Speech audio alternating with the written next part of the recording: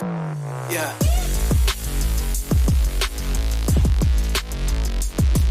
Yeah.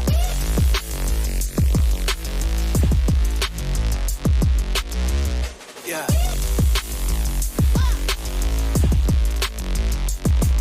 Yeah.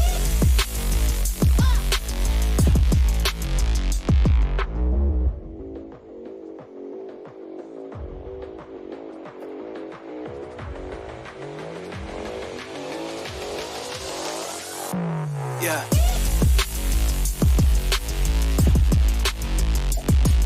Yeah.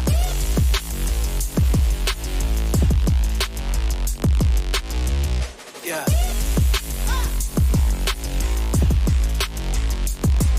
Yeah.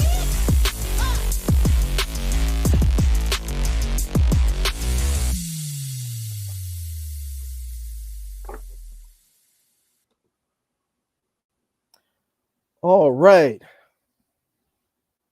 Peace. Oshio. Maburiga. Assalamu alaikum. Alafia. Welcome to Like It Is Today. And today we're going to have a nice topic for the show. We're going to interview someone who goes back with your host many, many years. And he is the organizer, founding founder, and visionary of the Universal Hip Hop Parade in honor of Marcus Garvey. And that individual is none other than Brother Jeffery Kazmbe Batts.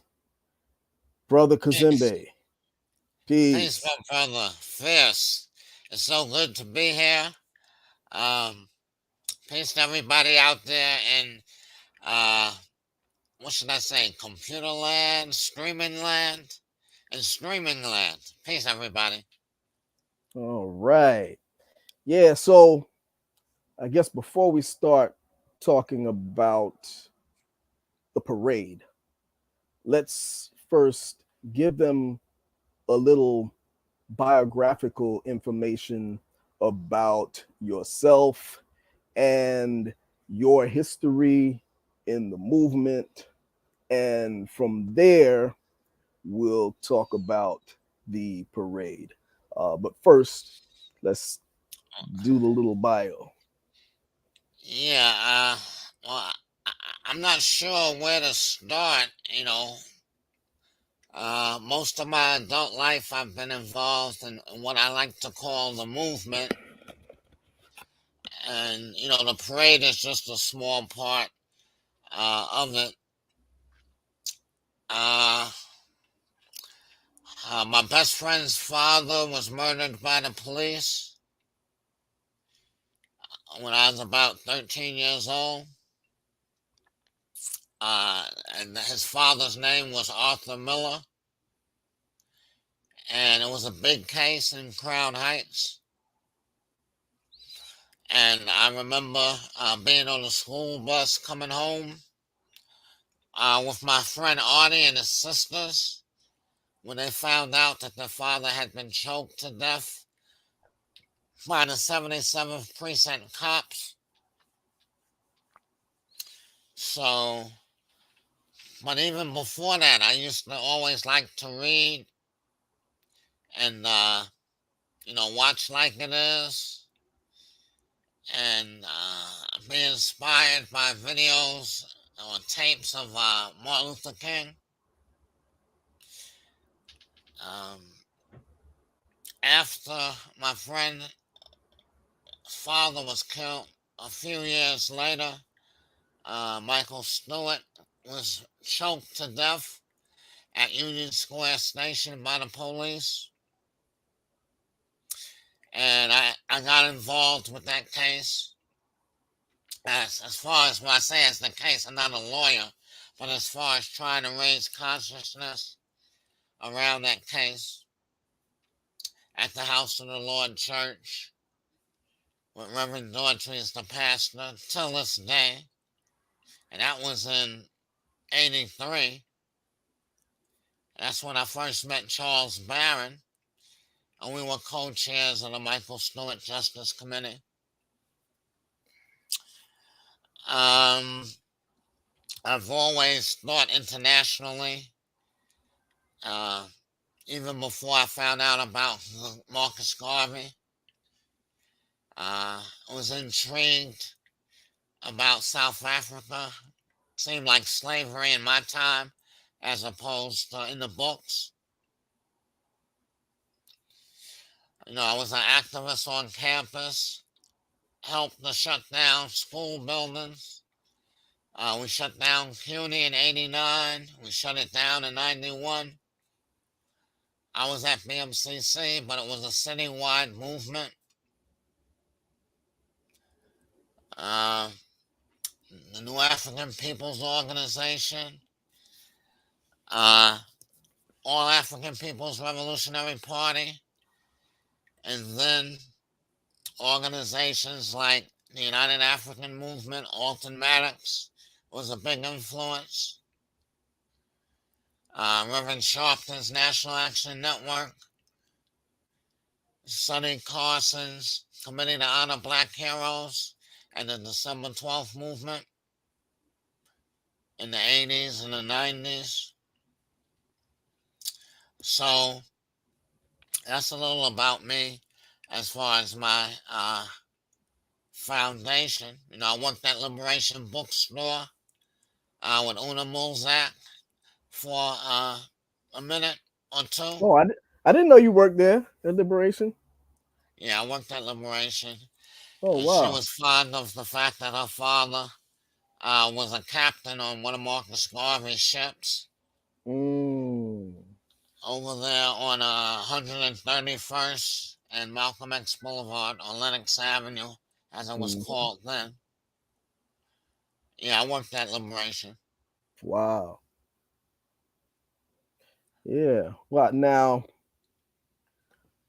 before you and I even met, I saw you on TV, and it was on the famous Ralph McDaniel's Video Music Box show. And you were like in a classroom, and y'all were talking about, I forget what the topic was, but that was the first time that I saw you before we even ever met. And I recognized your face when when we met, from seeing you on Ralph McDaniel's.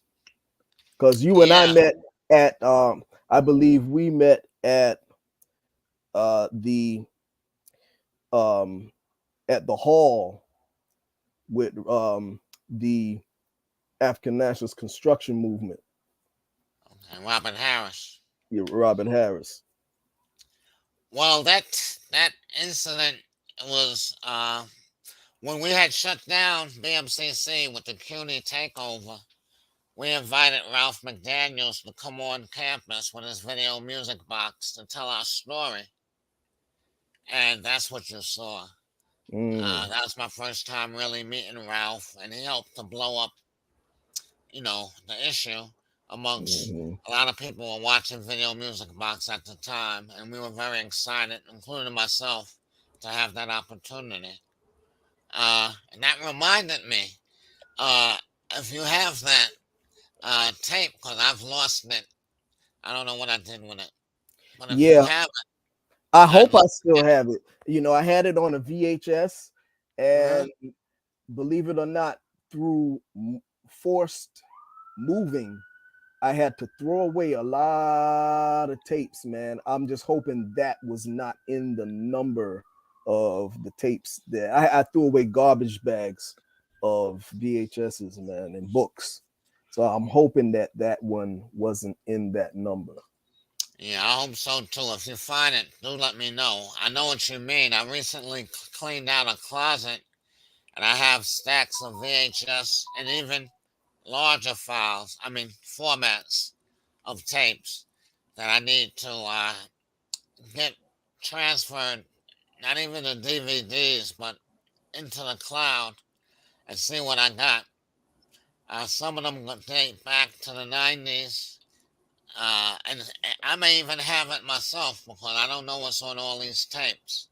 So yeah, Mm, wow. I got a snack. I got a snack, not shopping bag full. So I got a stack of about, I'd say about 40. Yeah, because I used to tape every video music box show. So and that's just video music box. We're not talking about Like It Is. We're not Oh, talking about Soul Train. We're not that's right. talking about, all those other shows that used to come on, that I used to tape, and That, archives. that's right. Those are my favorite shows. Soul Train, Hmm. before Video Music Box, and definitely the Great Bill Noble. Yep. I just had the honor of, for my current 9 to 5 at LaGuardia, I made a poster with some information about Bill Noble, one of Mm, 20 people, uh, including people like Francis Cress Wilson, uh, Alambe Braff, Sonny Carson, G2 Wiusi, Viola Plummer, mm, uh, and others. I just can't think hmm. of them now. I made 20 of them, so I'm going to have them around the college. I didn't want to do Garvey and Malcolm and Martin, people that people should be somewhat familiar with. I wanted to go a little bit deeper as far as less prominent folks so that these Mm, students can learn. Clemson Brown was one of them. Uh, People like Barbara Jordan, uh, Queen Mother Moore. Uh, these are some of the people that I just did yesterday. And it's the weekend, but I hope and will have them up come next week. okay. Yeah. And so now, what inspired you to start the parade? Well, it was the year 2000 or 1999, really. And Eminem was probably the biggest rapper at that time for a brief period. And it was about to be a new millennium. And we wanted to do something to inspire more young adults to be involved with Garvey. Garvey had parades. We wanted to do something in the street.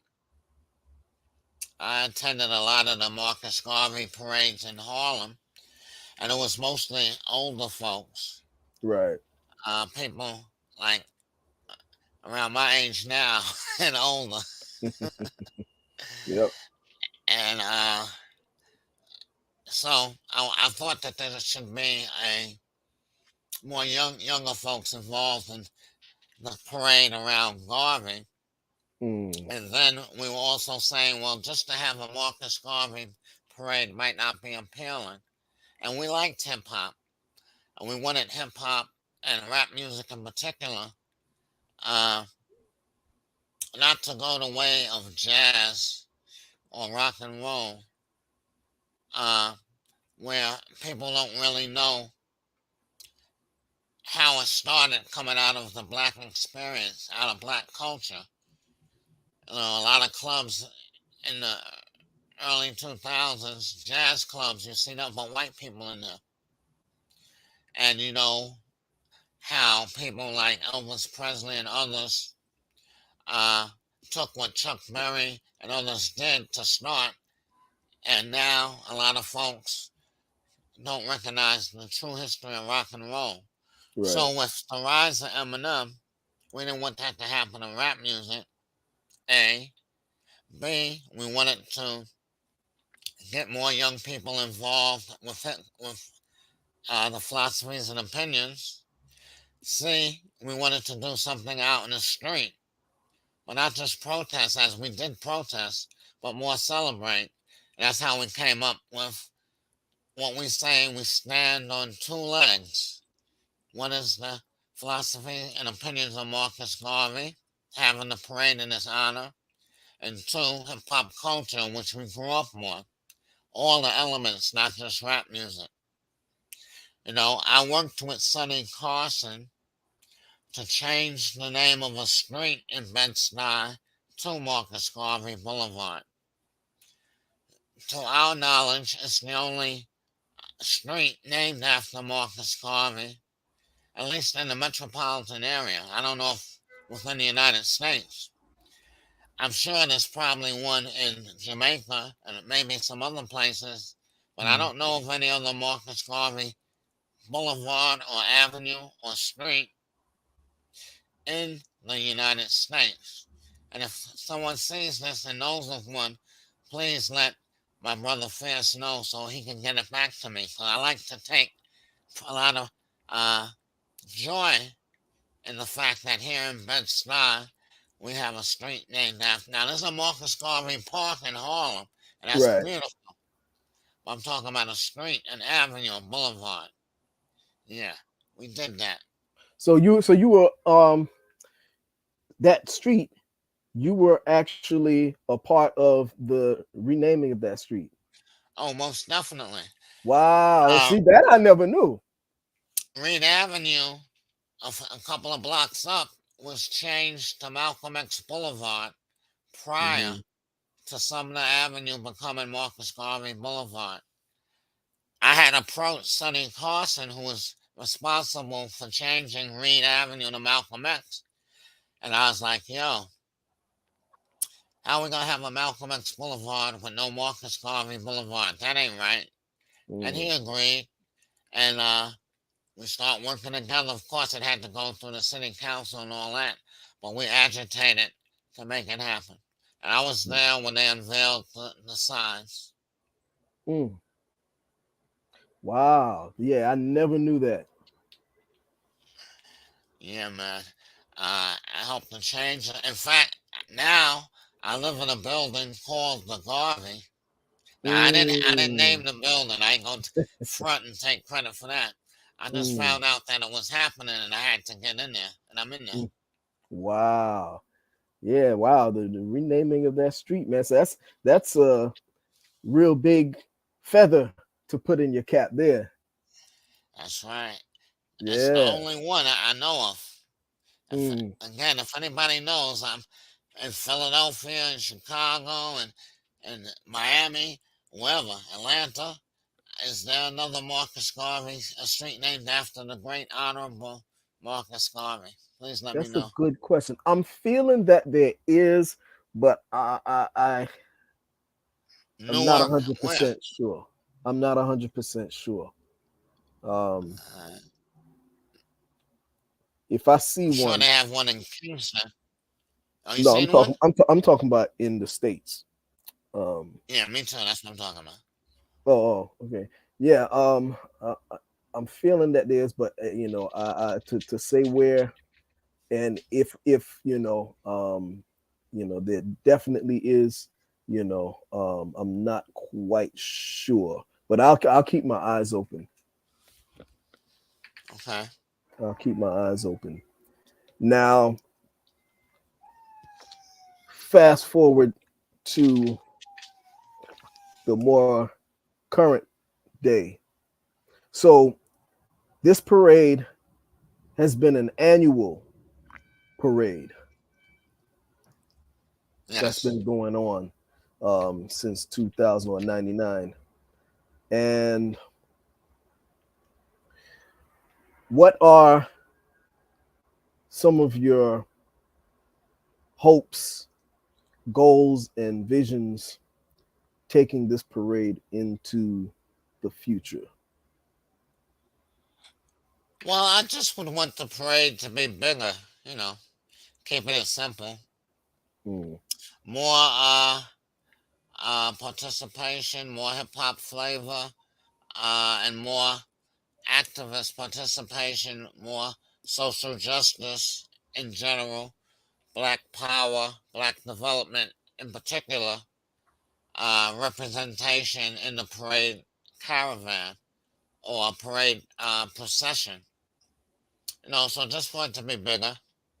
Mm, okay. The purpose of the organization is more than just the parade, although that's our namesake. And so the purpose would be power for black people. And the neighborhood is not what it was 20 years ago. It's been gentrified, gone from deep dark chocolate to milk chocolate, Right. Bed-Stuy, but it's still chocolate, but it's milk chocolate. And I would just want it to be bigger and better. Yeah. Yeah. That's good. Now, for those who don't know, who are watching now or who will be watching later on YouTube, what is the parade procession route? Well, we start at Von King or Tompkins Park for the last few years, uh, which is on Lafayette between Marcy and Tompkins in the heart of Bed-Stuy. We go up Lafayette a couple of blocks to get to Marcus Garvey Boulevard, and then we go down Marcus Garvey Boulevard in his honor, past Gates Avenue, past Halsey Street, all the way to Fulton Street. And then we go down Fulton Street. Some people call it Harriet Tubman Boulevard, but it's still mostly known as Fulton Street.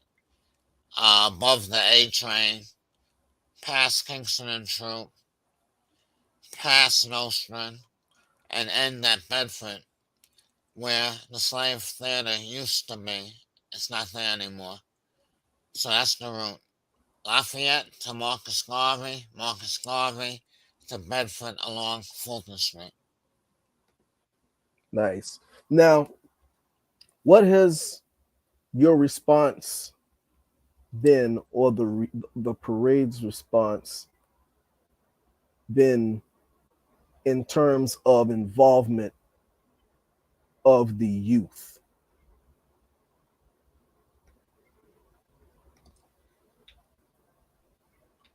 Involvement of, you got cut off. Oh, I said, hold on. What has been the response in terms of the youth? How has the young folk responded in terms of involvement with the parade and the organization? I'd say it's been limited. Uh, the target has been more, I would say, young adults than, say, youth, to be honest. A lot of the supporters who help organize the parade, it's always changing. What college students, people in their late teens, early 20s, and then sometimes in the late 20s, early 30s. So it's been more of a young adult movement than a youth movement, I would say. Now, of course, we've had some youth participate in the procession, but as far as the organizing, it's been young adults. A lot of them, people that I've mentored out of LaGuardia Community College, or people that I know from Bed-Stuy in the neighborhood. Okay. And what do you feel are some of the challenges getting the youth involved? Well, again, the focus hasn't really been the youth, it's been more young adults. Okay. Uh, but if your question is about the youth, I guess it's their parents and, just making it appealing to them. Like I said, they'll come out and participate in the parade and watch it, but the purpose, it's a 1 day event, or sometimes 2 days.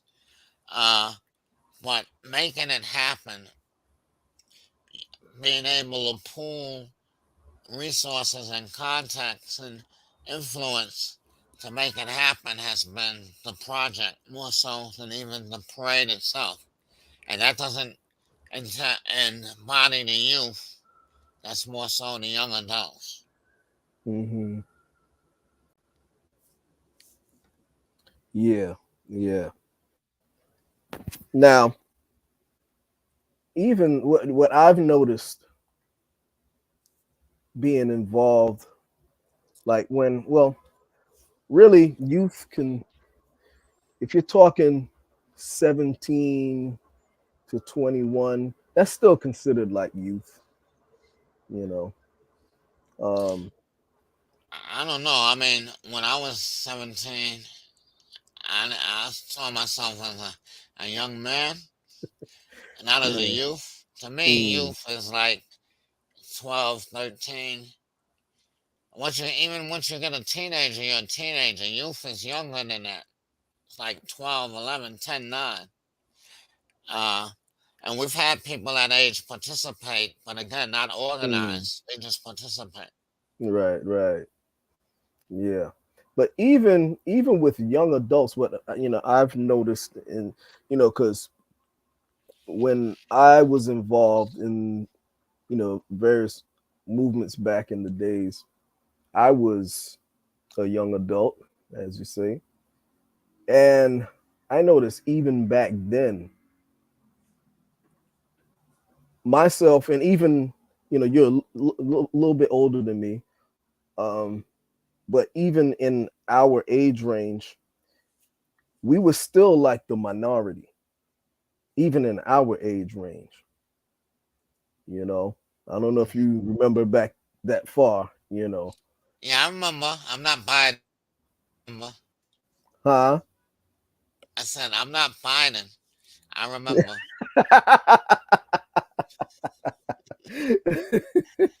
Yeah, but even back then, if you remember the days that we were at organizing the events at the Harriet Tubman School, you know, and things of that nature, we were in the minority, man. Because let me tell you how I'm gonna solidify this as a fact, and this is getting kind of personal Mhm. because I remember, you know, we were young, conscious youth, and I'm just gonna keep it real. A lot of times I was looking for a conscious girlfriend, you know, that was in the movement.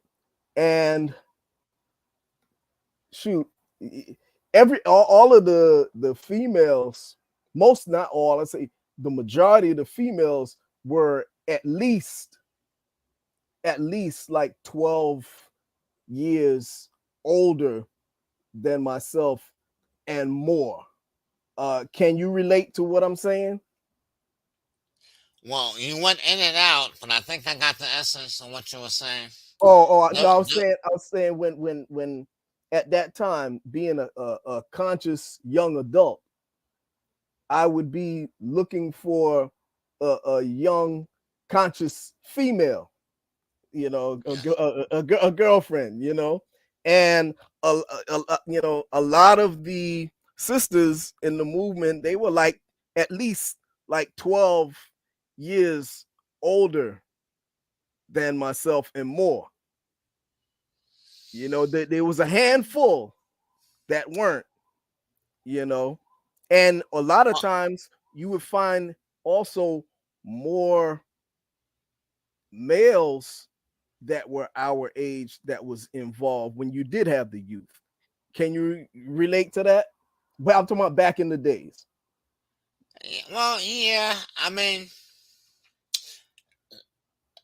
a minority of people, both male and female, were involved in struggle, organizing as a priority. Most people, and including us, would want to have fun, you know, go to the clubs. At that time, the culture was just emerging or had emerged, barely establishing itself. I'm talking about hip hop, that aspect of the culture. And so weren't involved with the movement. Uh, they were trying to get money or trying to get find a man and or trying to get their education, get their career started. There were sisters around uh, as a minority across the board. I would say I don't really remember it as say a dozen years older. All of the sisters. Well, you got to Uh, remember, me and you were still, there's a little gap in between your age and my age too. so I'm recalling what I remember. I didn't really make that distinction like that. Hmm. Yeah, like I said, me being a little bit younger, you know, with like when I was involved, I was a young adult, like like fresh into college, like just getting out of high school, young adult. You were already like, at that time you were already like in your like mid 20s and stuff like that. So you probably didn't experience it like I did, Well, in I terms. wasn't new to the movement. Like I described, Right. I was involved before I met you. I was already involved in the movement. Before we shut down the college where you saw Ralph McDaniels, that's why we did that because we were Hmm. conscious. But I'm Uh, talking about in terms of, we're talking about youth right now. We're talking about, I know you were involved before, but I'm saying in terms of youth is what I'm saying. At that time, you didn't really see a whole lot of, because this used to be, because again, remember when I was involved with Harris and them and the pioneer movement, I mean not pioneer, but the construction movement, it was only like about three of us that were like my age, you know, in that whole organization.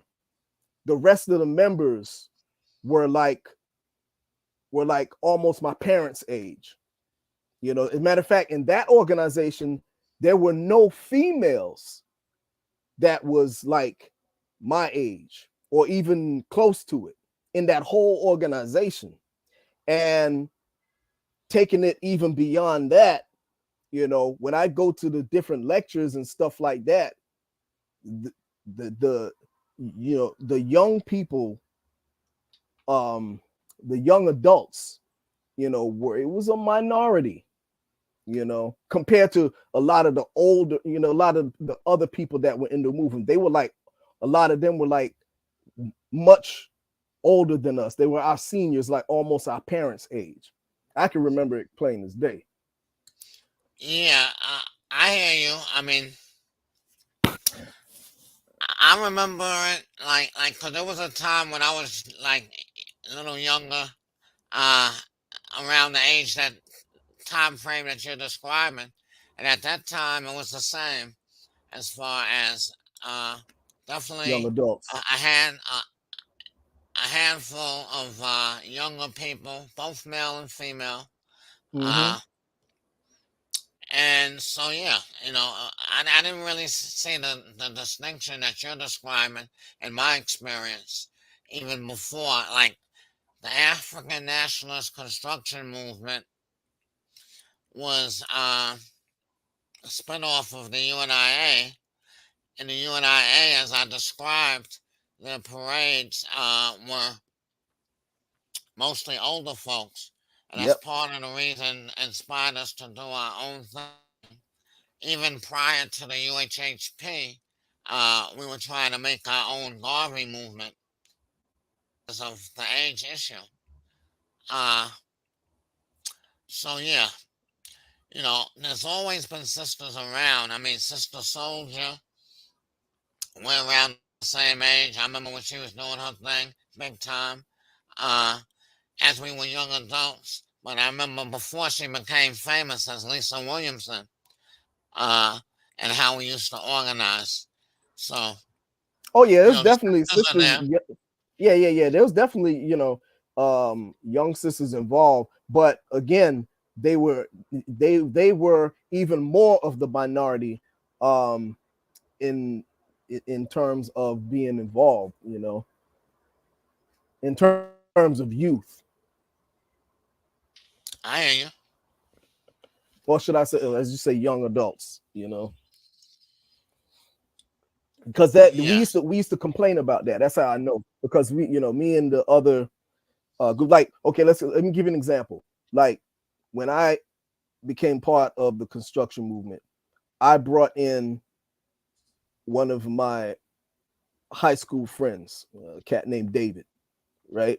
And it was just me and him. We were the youngest people in that group, and the rest of the members were like 13, between 13 and 30 years older than us, you know. And then I brought in another high school friend of mine into the group, and it was three of us. Then the first guy that I brought in, he dropped off, and there was just two of us. Then there was another young adult that was involved. He was a little older than us, but you know, after when he became part of it, it was just still three. And I would, every when we go to the lectures and stuff like that, we would see other individuals that were in our age range, and we'd talk and politic with each other and stuff like that. And it was just not that. See, it's like, I because I was always mature for my age, I didn't have a problem being around the elders and stuff like that. But it's still, uh, you can still relate to someone that's your age range a little better, if you know what I mean. Yeah, I think I do. I mean, your truth, fierce truth seeker, is what it is, and I respect that. My truth. Uh, I didn't really see those distinctions unnecessarily. There was always people around my age, both male and female around, but there were always more adults, for sure. At that Oh yeah. time, being as a younger person, seeing adults as, late 20s, 30s, whatever. And I'm not I was never, criticizing. I'm just saying, I was never, uh, the African Nationalist Construction Movement was never my primary organization. I was around it, but there were other organizations Oh, I was around that. other organizations too. Yeah. Hmm. So No, go all I ahead. was saying was that that experience, your truth is your truth, But I wasn't. The African Nationalist Construction Movement, the way I remember it with Mr. Harris, was relatively small compared to some of the other organizations that were also small. So if Well, it's a I'm small not just basing it organization, just on, yeah, I'm not just basing it just on that group, because yeah, remember I was all over the place. Um, all of those groups around at that time. You got to remember, um, I'd be at, not just there, I'd be at the Slave Theater. You know, I'd be at the Harriet Tubman. I'd be at somewhere everywhere, and it's not the construction movement was not the only group that I was involved in. um and I'm not, making a gripe about it. I'm just trying to troubleshoot in terms of, um how we get more young adults involved. You know what I'm saying? well, I mean, now, but if we're talking about our recollection of the past, like I said, your truth is your truth, and I'm just trying to speak my truth. I never Hmm. really saw it quite the way you're articulating it. across the platform of organizations that I was involved with. Uh, there were always sisters around, uh, younger, not really younger, but around the same age and some older. As far as nowadays, well, youth have to mobilize themselves. I know when I was younger, I was looking for somebody uh, around my age that was about it, as Master P would say, Mm-hmm. uh, as opposed to someone, say, our age, trying to tell them what to do or to lead them or to tell them this is what needs to go down in order for us to progress as a people. So Mm-hmm. I just try to share my experiences, try to provide a platform, whether it's the UHHP or other things, like what I'm doing for African Heritage, Black History Month at the college, by Mm-hmm. highlighting people that I've known, who I've lived through, who have died, like G2 or Sonny or Viola or Alton, and letting them know that these were real people that they can be inspired by, but they gotta find their own way, standing on the shoulders of them and us and others. Hmm. Yeah. And that's a challenge, especially in this day and age. You know. Um. Definitely, it's a challenge. It's always been a challenge. Nobody said the road would be easy. Yeah. Yeah. And again, you and I are like about 8 years apart, so it's a little bit different on my end in terms of when I say young adults, you know. But what I would like to see with you know in this day and age is getting a lot of the younger folk um involved with this type of ideology. For some reason it seems that with all of the social media that we have today, you would think that you would have a lot more. um we wouldn't be having this conversation about the youth or the young adults that we're having with all of the social media and all of the information that's out there and available for people to study and things of that nature. But for some reason, it's not that much different than back then, for some reason. I don't know. I mean, is the glass half full or half empty? Mm, There's the Kendrick Lamars, there's the Killer hmm. Mikes to make a hip hop perspective or spin on what we're talking about. Right, They have right. followers. They're doing Hmm. things. They Yeah. have businesses. They're building. Kendrick Lamar just did a tour of the motherland, starting in Rwanda. Uh, One of the things I liked about hip hop, although I was such an activist that I never really drilled down on the business side to my regret. Uh, Mm, but many have, you know. hmm. Uh, like I remember Kevin Powell coming up with him. He's written about 15 books. Uh, he's a media phenomenon. He just was nominated for Grammy for his latest poetry book. He's been a grand marshal within the parade. Ross Baraka, the mayor of Newark, he grew up on the culture. He's a he's younger than me. He's about your age.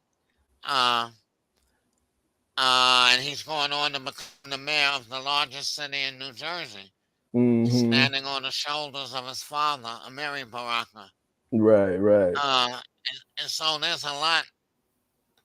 Is the glass half full or half empty? I, I you know, Hmm. there's this dude the other day who had like 100,000 people by Union Square Park, and they arrested him because they said he brought so many people out without telling them what he was going to do. He was just giving away stuff. I forgot his name because I'm not into it like that. But the point I'm trying to make is like overnight, you know, he was able to get 100,000 people to come to West Union Square just because he said he was going to be there to give out some goodies. Mm, Now, I was at the Million Man March, and Louis Farrakhan and others pulled that beautiful day together. right. But it was a lot of planning. It wasn't done overnight. Mm-hmm. Like this brother, and he's a black man, a young guy in his 20s, he's called a motivator. This summer, last summer, 2023, it happened. And so, uh, there are ways and methods of motivating folks. Now, he wasn't doing it for a revolutionary,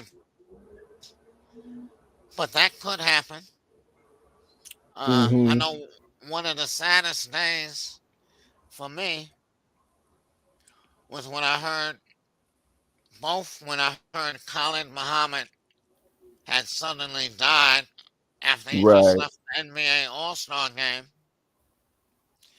and when Tupac Shakur succumbed to his gunshot wounds in Las Vegas. Mm-hmm. Both of those men who I've met, I thought had the charisma, and the heart and the vision to motivate young adults, and were doing it. Right. Uh, so is the glass half full or half empty? I try to focus on the half full part. Mm-hmm. Yeah, so people are doing it as we speak, as we have this discussion. Now, one thing I did like about your particular organization, um, and the reason why I was asking those questions about young adults is because you offered something that appealed.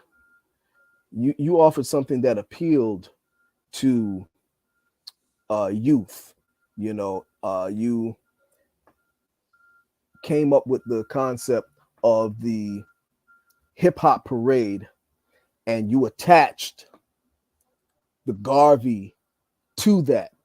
And I always admired that because that was a way to reel the youth in, as opposed to just hitting them with the straight out Garveyism, Okay. which may be uh less digestible to the palate of a young adult, but you added something that that they're really into, and you have the Garvey thing right next to it, so that would reel in somebody who may not be into a whole lot of conscious stuff, but they into hip hop, and then that'll make them say, okay, well, what's this Garvey thing that they're talking about? You know what I'm saying? Yeah, that was the intention. It was a mashup. Uh, some people use that term to say two things that don't seem like they should go together. Mm-hmm. I remember when we first started, we went to the community board, and they couldn't understand it, and they voted like 40-1 not to support us. We didn't Mm. need their support. I remember Uh, you were telling me and about we that. made it happen without their support. Uh, but it's a mashup. So, like you said, uh, we try to use one to play off of the other. Hip Mm-hmm. hop has its own revolutionary aspects to it. Exactly. Professor X Yep. that from X Clan was one of our first Grand Marshal, Sonny Carson's son. I And there remember. was As a a matter of whole, fact, I met him. I met him at your parade. I met there him was a there. You whole had him concept. there. Yeah, he was our Grand Marshal. There was the whole Yep. concept of nation conscious rap at one point. Mm-hmm. Uh, Brand Nubians, X Clan, KRS-One, others. And so hip hop has always had its own aspect of what I would call movement or black power agenda. Mm-hmm. And of course, Garvey was that in its, that's what it's all about with Garvey. So definitely one was used to play off of the other as far as trying to get what you call youth, what I call young adults, involved in doing the right thing, as Spike Lee would say. Mm-hmm. Yeah. Yeah. You know, and I feel that that is a good way to reel in the young adults, you know, by appealing to, by presenting something that appeals to a lot of the youth. You know what I'm saying? And you know, having this other thing right next to it that will spark their curiosity, to learn about it more. Yes, that was the vision. That is the vision still to this day. Uh, Mm-hmm. you know, Last year was the 50th anniversary of hip hop, so a lot of people got to experience the beginnings. Mm-hmm. Kool Herc's party in 1973, which was celebrated as a marking point for the beginning. And Yeah. now we're like 50 plus one in 2024. But that vision from 1999, year 2000, when we started, is still the same. Let's smash up two of the greatest forces of the 20th century. The movement that Marcus Garvey spread around the world to try to make respect and nationhood for black people. Only Ethiopia and to a lesser extent Haiti were free, and Haiti was somewhat colonized, and Ethiopia was independent, but the masses of black people were under colonialism, no matter what it was called. Mm-hmm. And hip hop, which is a worldwide phenomenon, anywhere where you go on the planet Earth, or have hip hop mannerisms beyond just the turntables and the rap music and the graffiti and the dance, but all of those elements, plus what it has developed into as far as language and clothing and styles and mannerisms, is a part of cultures all around the world. So again, Mm-hmm. Harvey and hip hop are two of the most important forces in the 20th century.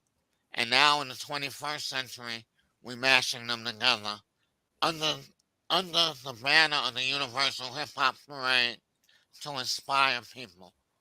Mm-hmm. Yeah, and that's kind of where the disconnect comes with a lot of the older people in the movement, because I talk to a lot of older folk and they don't see the hip hop, the relevance of the hip hop, in that.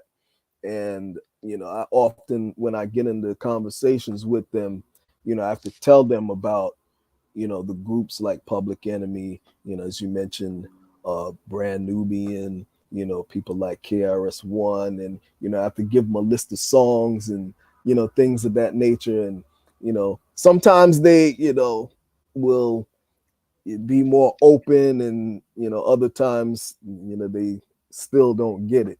You still get the That's right. pushback. Definitely. I mean, Even the UNIA formal, they still exist Hmm. with the national headquarters or international headquarters in Philadelphia. But the strongest chapters right here in New York City, in Queens in particular. And when we started engaging them, I'm not talking about back, I'm talking like 3, 4 years ago, as they Hmm. started to reemerge, they had a lot of questions, and they still do, about the UHHP, because they don't understand the mashup. They Mm. want to Yeah. have just pure Garveyism, and to a certain extent be stuck in the 20s when it was Right. at its peak. And of course, I'm not with that. And I didn't build the UHHP to be like that. But we respect the legacy and we respect the contemporary work that they're doing because they are doing good work. Mm. But in order for it to appeal in a mass way, I think to people younger than me now, they have to be a little more flexible and recognize that Garvey is long dead and that he did his part, he did great work, but things can always be updated and improved upon. And it is what it is. Yeah. We've had discussions around that, and uh, I'll say discussions regarding the way forward. Mm. Indeed, indeed. Yes, we have. And but yeah, yeah. The the concept that you have, by uniting those two conscious elements is good. And then on top of that, it's a universal hip hop parade. It's not just rap, but you incorporate all the elements, as opposed to just the emceeing aspect. Because I remember years ago you had people there who represented the different elements of hip hop, you know, and that's something that even today, the youth, a lot of the youth, they are focused on the rapping, you know aspect of it, but in terms of the other elements, you don't even find that very popular among a lot of the young adults today. Well, Uncle Ralph, since last year's parade, I created a platform for him at a CUNY school to celebrate his 40th anniversary of Video Music Box. And while he was there, one of the students asked him a question about uh, aspects of the culture beyond rap music. And Mm. he shouted out to UHHP as an organization that consistently represents all of the elements which we try to Mm. have in our parade. And so that was a beautiful Wow, thing, and we like to do that. that's another. Similarly, Oh, I'm sorry, I okay, didn't mean to cut your wisdom. I'm saying that's another big feather in your cap to get that acknowledgement from Uncle Ralph, as yeah, he he being one of the definitely has organizations. our back. In Yeah, fact, yeah. this year or last year, as I mentioned, Cool Herc, on the anniversary of the 50th anniversary of his party, him and his sister, Sydney Williams, they had a big concert up at Yankee Stadium. And me and some of the other members of the UHHP went. And about 2 o'clock in the morning, Ralph introduced Nas to perform. Mm, I said 2 o'clock in the morning. It was a long, beautiful concert at mm, Yankee Stadium. mm-hmm, So by that time, uh, we listened to Nas, but we started to leave. They had one more act after Run DMC. And we have seen Run DMC a lot, not to diss them, but mm-hmm. we were taking the subway back to Brooklyn, and the next day was our parade. So we were ready to go. And so as we were leaving and talking and riding on the subway back from the Bronx to Bed-Stuy, we were talking amongst ourselves that Ralph probably not going to make it because we had a breakfast at 9 o'clock in the morning, a breakfast before the parade started at 11 o'clock. And Ralph was invited to the breakfast to get an award along with the borough president and others. Now we were saying we were able to slip out of the stadium easy because we're not celebrities. I know some people, but I'm not a celebrity. Ralph is, and so Snoop and Fat Joe and everybody that was backstage when Ralph was, even if he wanted to leave right away, and I doubt that he did, it wouldn't be that easy for him. Because, people would take pictures and say what's up, and all of that. It's the 50th anniversary celebration. So we figured that if we leaving at 2 o'clock in the morning, imagine what time he gonna leave. And then he gotta go home and then come back for our breakfast. He probably ain't even gonna make it. Nonetheless, the next morning, or a few hours later, I should say, 9 o'clock in the morning, we outside in front of the space when the parade starts, when we were having a breakfast, and here comes Ralph McDaniels as a Mm. trooper. Wow. Looking tired, to be honest, but he showed up.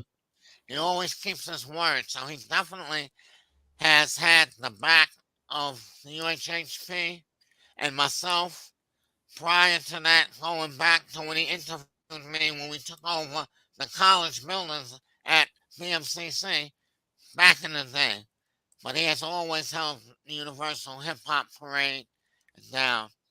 And, I thank him for that in particular. That's a very stand up man. Oh yeah. Yeah, for sure. Like I said, that was the first time I had ever uh saw you, before we ever met in person was on Uncle Ralph's show, Ralph McDaniel's Video Music Box. Yeah. Yeah, man. Yep. And that was early, man. That was shoot, man. That was in the early 90s. Maybe And 19. what I also like Brother Fierce, and Brother Fierce is one of our leaders now within the Universal Hip Hop Parade, our coordinator, and we're so excited and happy about that. But one of the things as we stand on two legs, I mentioned how we celebrate all of the elements of the culture, not just rap music.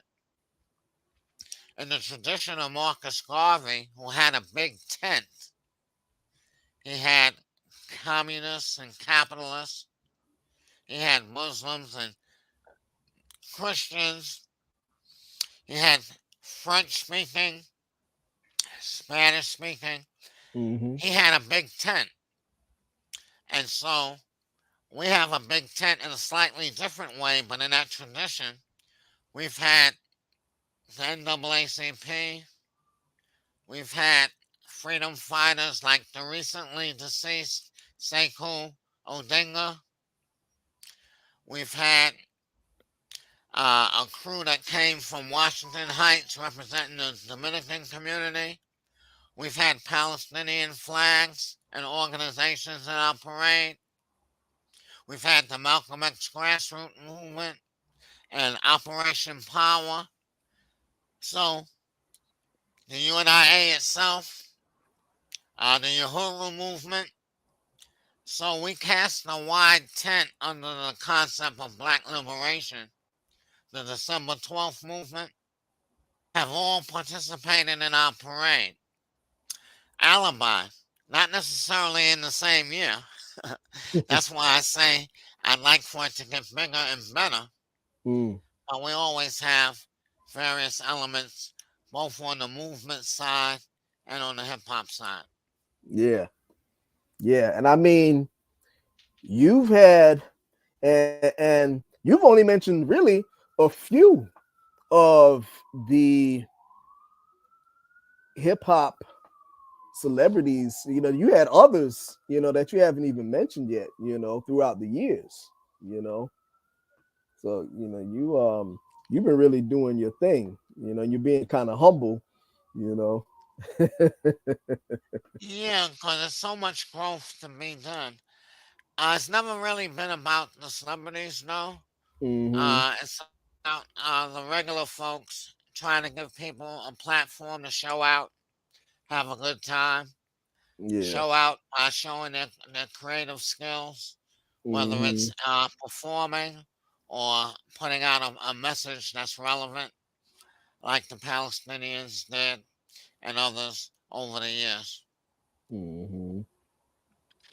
Yeah, man, Kazembe, I would love to continue, but we're past the hour mark. Originally, we're supposed to just go for 30 minutes, but as you know, when we're involved in these kind of conversations, it can go all night, you know.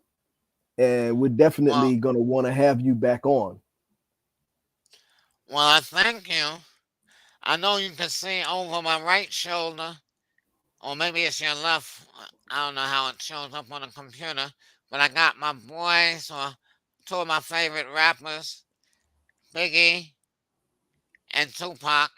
I see that. And then on my left shoulder, I have maps. The light might be blurring it. I got Yeah. Africa. I'm in the maps. I'm on maps of the world. I'm in the hip hop. Garvey was global. Hip hop is global. And Yeah. we just trying to do it. Universal Hip Hop Parade will be August 10th this year. And we will be promoting it in a bigger way. It's in the streets of Bed-Stuy. And be on the lookout. Save that date. Saturday, August 10th. A week before the birthday of the Honorable Marcus Garvey, who was born on August 17th. I just want to thank my friend, Fierce Truth Seeker, for his long time commitment to our people and to people, period, trying to make a better world. He's definitely doing his part, and his like it is not the least of it. Uh, like it is giving out good information. Read all those books that he showed at the beginning and more, because we have to have the knowledge and then pass it on uh, to the youth, as my friend says. Peace. Yeah, thank you for sure, Kazembe. Yeah, the vision of like it is today is, just bringing all of the knowledge of the children of the sun diaspora, you know, and I really thank you for joining us this evening. I know that we had some technical issues that prevented us from starting on time, and I'm working on resolving that particular issue because it's been slowing me up in doing a lot of things. I on every show I talk about the problems with technology. That's why, in every show that I do, I always um well, now this show is one of my newer shows, but on my other channels, I talk about the challenges that we have of technology. And that's why, when I ask for donations, it's not because, I'm looking to floss and, buy expensive personal things. As Kazembe knows, I'm very modest. you know um and, I don't really buy a whole lot of flashy stuff. Anything that I get donation wise, I put it into the production. Unfortunately, you count on one hand how many people actually do, support and actually do donate, which is why, one of the reasons why the production is lacking. But, taking my own personal monies to bring better quality and better production. So, hopefully we'll be able to make this a little bit better in the near future, you know. But anyway, um, yeah. So Kazembe, we definitely look forward to having you come back, and I want to do a panel discussion with you and some other people who were involved in the Garvey movement to talk about um, Garvey, and we spoke about that before. I'm going to try to put that together very soon, but I'll do it after I upgrade this equipment, so that we won't have to worry about these challenges that we're having at this particular time. You know. Well, from your mouth to God's ears, uh, it's gonna happen. It's gonna happen sooner Mhm. than later, 'cause it needs to. We just gotta do it. Let's do it. Yep. Yep. All right. So I'm gonna close out the show. And Kazembe, thanks for joining us. And Thank you for having me. all right, much appreciated. Okay, folks. So, man, that was powerful. That was powerful. Brother Kazembe, he and I, we go back way, way, way back in the days, to the early 90s, the beginning of the 90s, and he's always been a trooper, from time that I met him, and even before that. Like he said, he was in it before I was in it, and so yes, definitely his wisdom is appreciated. And so yes, so look forward to having some more shows pretty soon. Okay, maybe within a week, you know. I'm gonna have another show. I'm not gonna say who the guest is gonna be. But again, it'll be after I upgrade some of this technology. Okay. And I beg your pardon for any technical difficulties that we experienced during the course of this particular interview. I know there was some little breaks and stuff during the show, some periods of silence and things of that nature. But again, just bear with us, and we're going to make these improvements very soon. Okay, so until the next time, I'm going to sign out saying peace.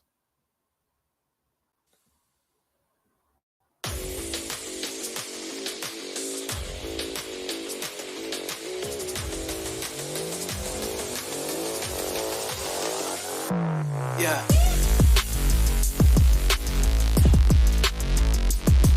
Yeah.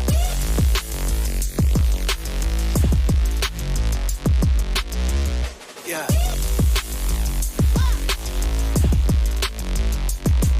Yeah.